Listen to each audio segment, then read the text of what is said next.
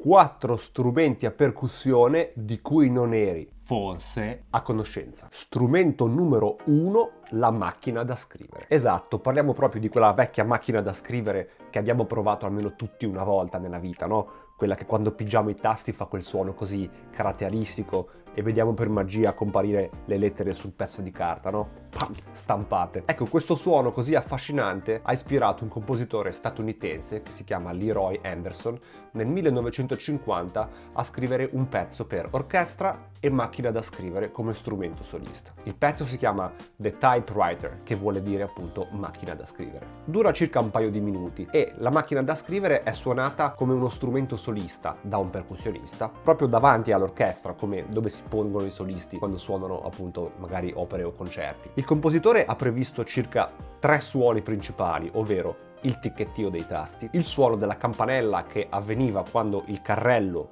dove era posizionato il foglio arrivava a fine corsa e suonava e dovevamo riportare il carrello manualmente e scorrere il foglio per procedere a scrivere. In questo caso il campanello è uno di quei piccoli campanelli da scrivania che troviamo negli hotel, ad esempio, che è posto vicino alla macchina da scrivere. E poi il suono del carrello stesso, quindi quando riportiamo il foglio all'inizio abbiamo quel tipico suono di scorrimento del carrello. È un pezzo molto divertente, andatelo a cercare, dura solo un paio di minuti, come vi ho detto. The Typewriter, Leroy Anderson.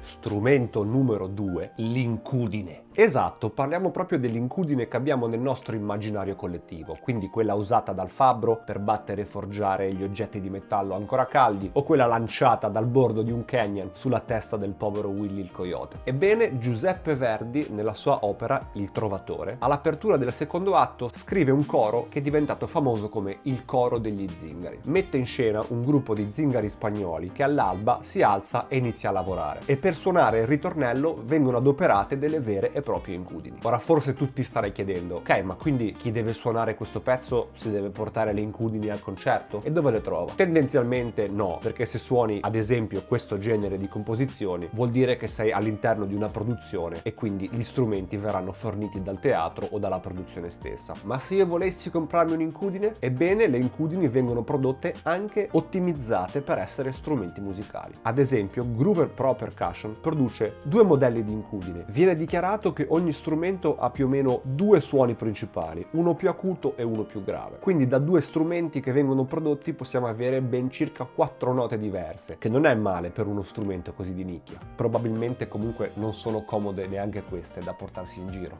E per citare un proverbio, trovarsi tra incudine e martello, che non è mai una bella cosa, in questo caso lo è ancora di meno per lo strumento numero 3, se il martello è quello adoperato nella Sesta Sinfonia di Mahler, la tragica. Ebbene sì, il terzo strumento è proprio un mega martello. Mahler prescrive un enorme martello che deve colpire su una superficie di legno piatta, producendo un suono secco, cupo e senza risonanza. Nella partitura è descritto come il colpo di un'ascia, breve e potente ma smorzato. Quindi non deve sembrare uno strumento musicale, deve proprio essere un evento brutale, improvviso, che sconvolge il suono dell'orchestra. Questi colpi di martello si trovano nel quarto movimento, che è il finale della sinfonia. Un movimento molto lungo e molto tragico. Nella versione originale, Mahler ha previsto 3 colpi di martello, concepiti come i colpi del destino che abbattono l'eroe. Il primo interrompe un tentativo eroico, il secondo distrugge ogni speranza di vittoria e il terzo è il colpo mortale. Come scherzo del destino, in quegli anni, Mahler subisce però, dopo aver scritto la sinfonia, 3 tragici eventi che gli segneranno la vita per sempre. La morte di sua figlia Maria, la diagnosi della sua malattia cardiaca e per vari motivi di natura politica fu costretto a dare le dimissioni dal teatro di Vienna dove lavorava. Per questo motivo Mahler rimuove il terzo colpo, quindi nelle versioni successive prevede soltanto 2 colpi per orchestra, perché pensava di avere sfidato il destino troppo apertamente. Anche qui troviamo delle ditte come Koldberg, famosa ditta di percussioni che produce questo strumento, quindi un mega martello di legno e la sua cassa di risonanza. Deve essere una bella soddisfazione suonarlo in concerto.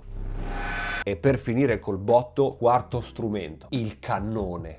Avete capito bene, parliamo di un cannone, parliamo di una composizione diventata molto famosa nella cultura pop, dopo che è stata usata come brano principale nel film V per Vendetta. È un poema sinfonico di Tchaikovsky che si chiama Overture 1812 e descrive in musica la campagna di Napoleone in Russia. Ebbene, Napoleone quella campagna l'ha persa ed è stato cacciato dalle truppe russe a colpi di cannone. Ed è proprio lì che Tchaikovsky inserisce in partitura il cannone. Forse uno dei primi esempi dove delle vere e proprie armi entrano e diventano materiale musicale. E forse tu ti starai chiedendo, ma come si fa a suonare? Ebbene, ci sono delle esecuzioni dove sono stati adoperati dei veri e propri cannoni insieme all'orchestra. Ovviamente non operati da un percussionista, ma operati da personale militare specializzato. Ovviamente quando si deve suonare in un teatro si possono trovare soluzioni alternative, quindi strumenti a salve, registrazioni, con tasti che quando vengono pigiati riproducono il suono di un cannone, oppure strumenti fisici, come ad esempio una grossa cassa suonata con più forza e con più violenza rispetto a quello che dovrebbe essere normalmente. Comunque, se andate a cercare su YouTube Tchaikovsky 1812 trovate sicuramente qualche video dove potete vedere i cannoni utilizzati insieme all'orchestra. Bene ragazzi, grazie se siete arrivati fino a qui con questo video. Fatemi sapere nei commenti se conoscevate questi strumenti o se ne conoscete di più interessanti. Alla prossima, ciao!